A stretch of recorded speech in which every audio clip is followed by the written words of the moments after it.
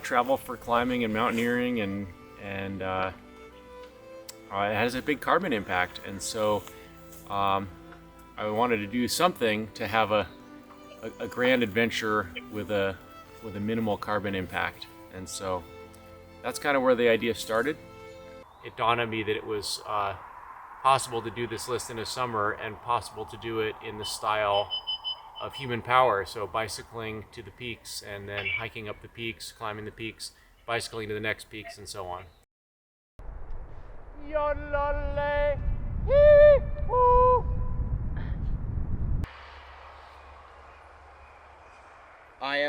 I'm ready whenever you are.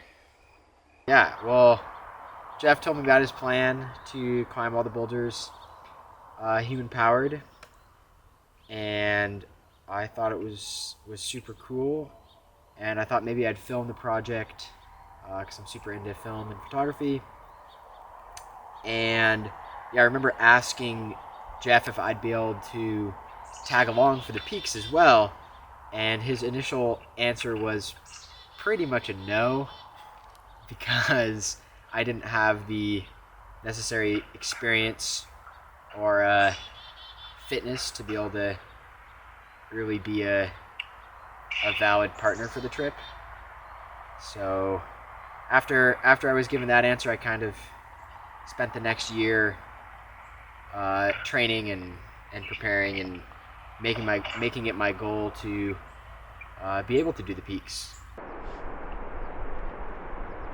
I'm definitely like the dark horse of the project. I joined in last winter, and I've had a back injury for a year, so I wasn't really able to train very much going in. I originally thought that I would only bike, and I don't know, keep him company, and then I ended up climbing 47 of the peaks. Joining in for some Bulger fun. People along the road, and I figured I'd join. I don't know who they are or where we're going. Can this be cut and not shown to my mother? Russ had heard of this poem called The Bastard from the Bush, and kind of thought, you know, we're bushwhackers and they were led by the captain of the push, so they're pushing themselves up these bushy hillsides.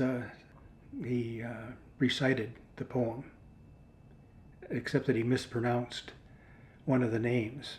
It should have been Bludgers, but he pronounced it Bulgers, and so they thought that was kind of a funny thing. So We decided to do the first 12 peaks on 3 weekends in May. Bullet pass! Woo!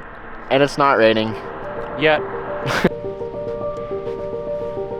First snow. This would allow us to get a jump start on the peaks and also fine-tune and test our gear and improve our fitness.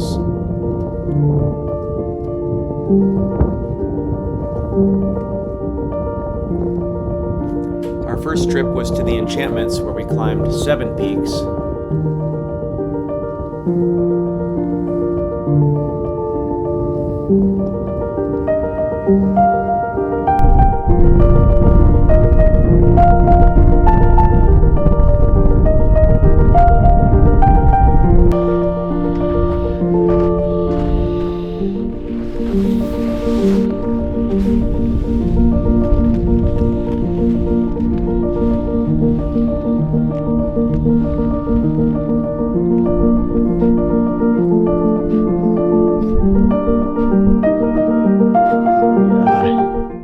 Don't fall there.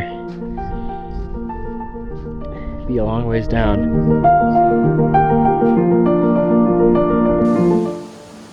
And how much longer till we get home? Like 4 hours probably. All right. And gosh, I hope it's a How little long less is than it until your class? It's 4 hours. 4 hours and 20 minutes until my class starts. You better hit the road. Long's Pass. It is extremely hot. But there's Stuart. And there's the thunderclouds. the thunderclouds. Our second trip was to Argonaut, Sherpa, and Stewart. There were some thunderstorms, so we ended up climbing all the peaks in one long day after having a bad weather day. We started at about 3 in the morning and we're up until we got home at about midnight. All right, here we are on Sherpa Peak. This peak has a lot of Ellensburg history. The climbers in Ellensburg are the Sherpa Climbing Club, and they did the first ascent of the Balanced Rock.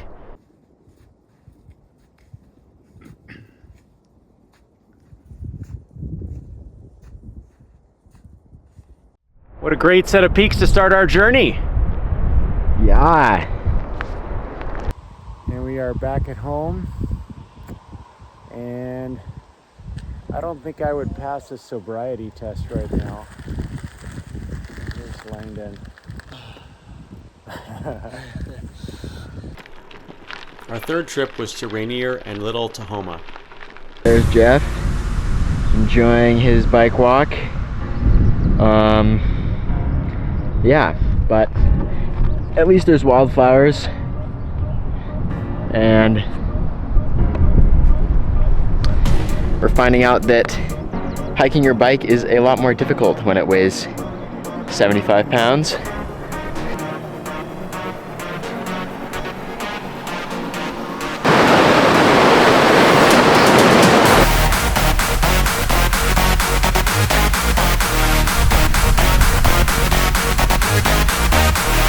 Headed up towards Little Tahoma, and conditions are a little soft, but it's going well so far.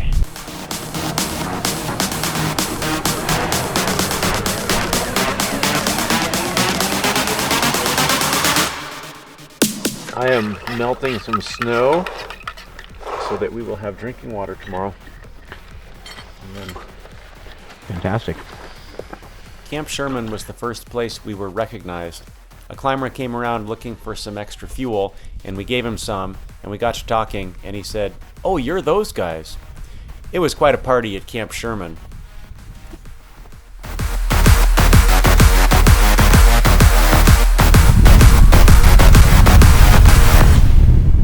Here we are hanging out of the wind, right off the summit of Rainier, enjoying some summit snacks. Yeah.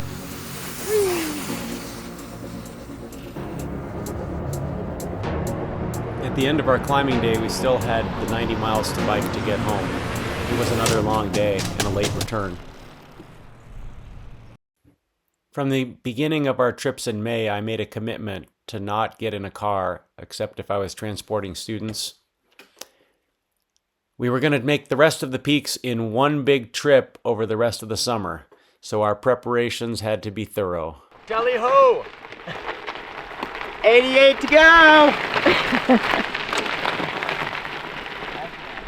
Now 80 miles into the bike ride, and we just realized that we both put on new chains last night, and we both fed them through the derailleur in the wrong way so that they were rubbing. So, yeah. Now we're on the side of the road fixing them. Put stuff on your bike right, and it's better.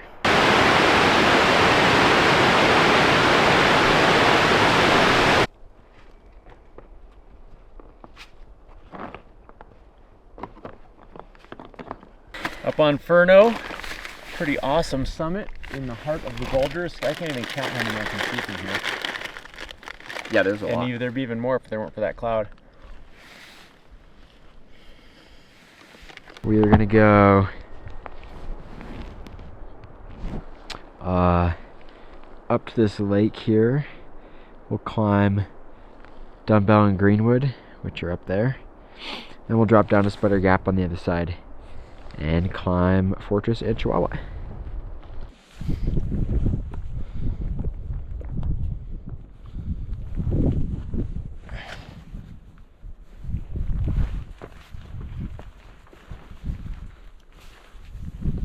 Our route involved a lot of creative route finding to link up summits that were easier to get to through the backcountry than on a road in a car. Ice axe, beautiful.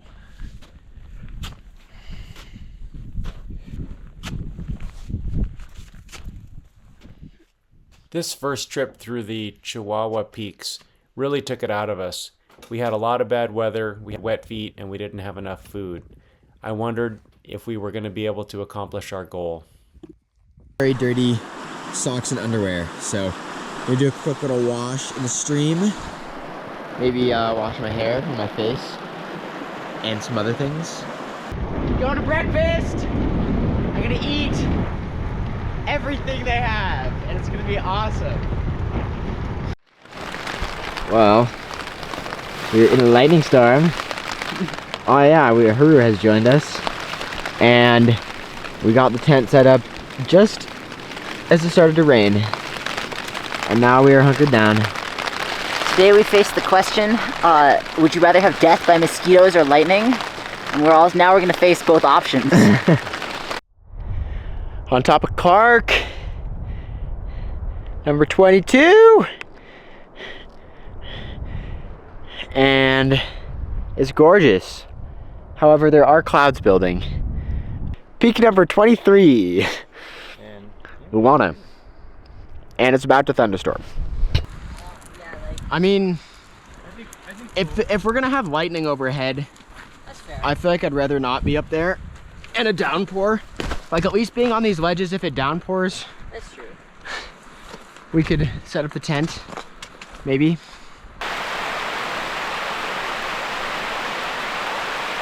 A ways back in the heather, I was looking at the view and just fell a couple of feet, but dislocated my shoulder, and then it popped back in, so that was fun. Still hurts a little bit, but it's feeling all right. And then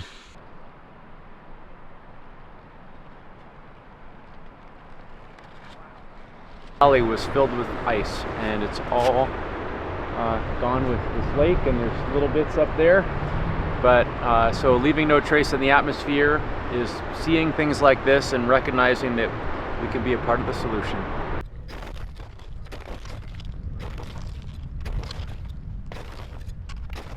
this is the view. Really close, and if they have a fall, you're basically stopping the fall before they fall. Oh yeah.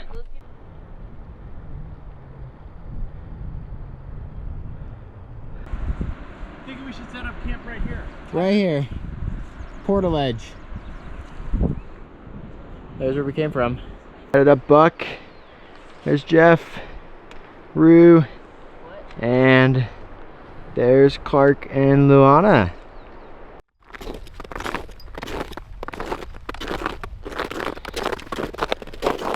Summit of Buck. Peak number 25. There's Rue. There's Jeff. Woohoo! Unfortunately, this is actually not the highest summit. No. But it is the one with the register. But I think shortly we will be moving to this middle summit, which we are now on the true summit. Buck Middle Summit. Hopefully. Buck, there's always another summit mountain. 9:30 a.m. and there are some diners that require a descent off the mountain, descent into the valley, a 14-mile trail walk, and then a 25-mile bike ride. And those diners close at 8 p.m. So that gives us 10 and a half hours, plus or minus, hopefully less, maybe 10 hours to get there to get dinner. Well, we just had a very nice rest day in Leavenworth. Thanks to some good friends, had some good food, and now we head up to the Inuit. Yeah, my feet feel a lot better than they felt when we arrived here. They are no longer throbbing. I said I feel like I'm playing Russian roulette with my body in terms of injury, except for that all the times I don't get shot, they're not just blanks, they're like still pretty painful, but just not quite catastrophic. So each turn of Russian roulette is a trip? Yeah, each turn of Russian roulette is a trip, and I'm just waiting for my body to catastrophically break.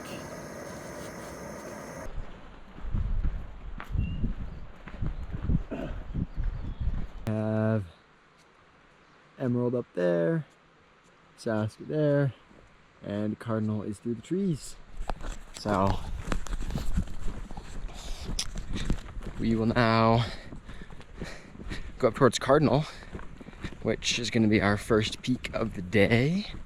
And unfortunately, like a week ago, Eric Gilbertson surveyed up here and found the south summit of Cardinal to be 7 inches taller than the previous thought summit.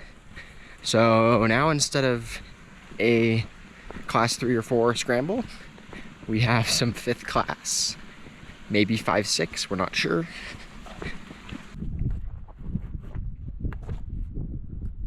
So far, it's very good.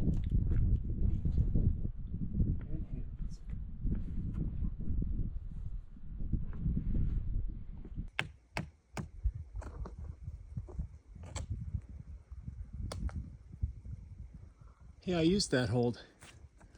This? No, I'm kidding. Oh, The one you the threw one out. I threw? Yeah.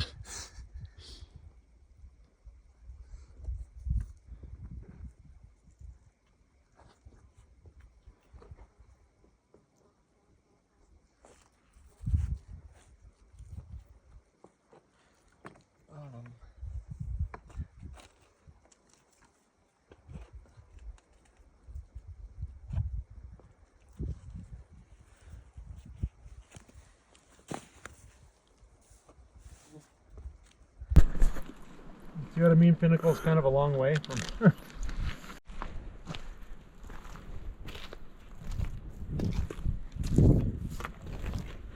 On top of Saska, number 28. And the weather is holding so far. I should never have said anything.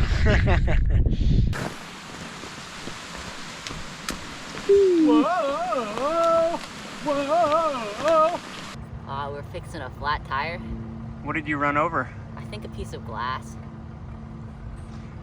I saw a piece of glass and avoided it, but the piece of glass that I didn't see got me.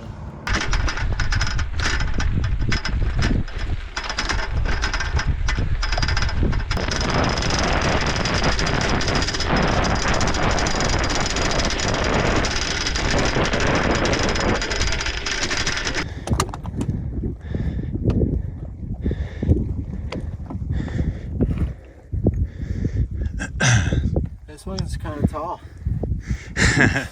Star Summit with a great view. Indeed. All right, 7 o'clock, so we better take care of business. Well, we made it back to camp. It is like 12:45 in the morning. We were kind of just stumbling through the deadfall there. It was pretty brutal. We've got some food going here. Jeff is skipping dinner. And yeah, we get to sleep for like 4.5 hours and do the same thing tomorrow. So How we doing here? We're doing pretty good. We're doing well. Run the trail.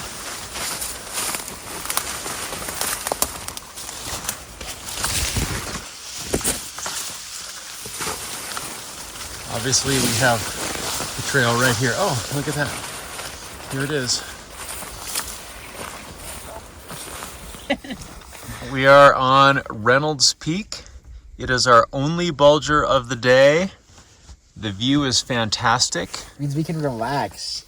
And we've been enjoying this for some time, looking at peaks of the future We're really excited to get and moving again. looking at how far away Bonanza is from where we're gonna leave the bikes.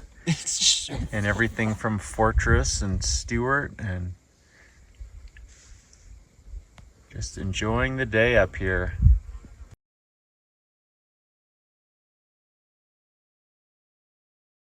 I'm just almost back to camp.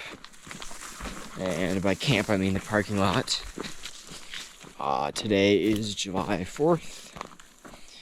Had a long day, been on the feet for almost 15 hours now. We climbed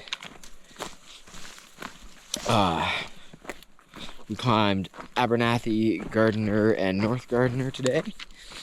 They're pretty sweet views, pretty fun mountains.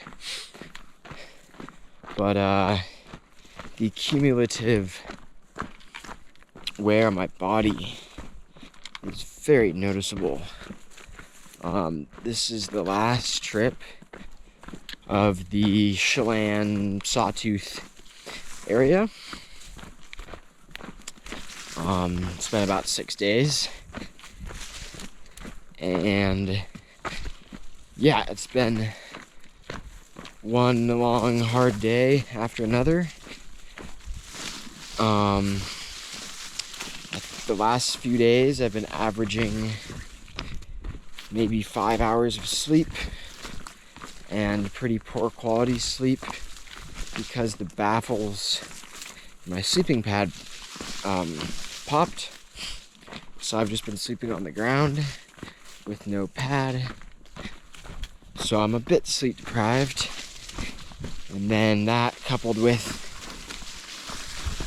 long days and lots of miles and tons of vert, my body is pretty wasted. Yeah, everything hurts, and I'm just really tired.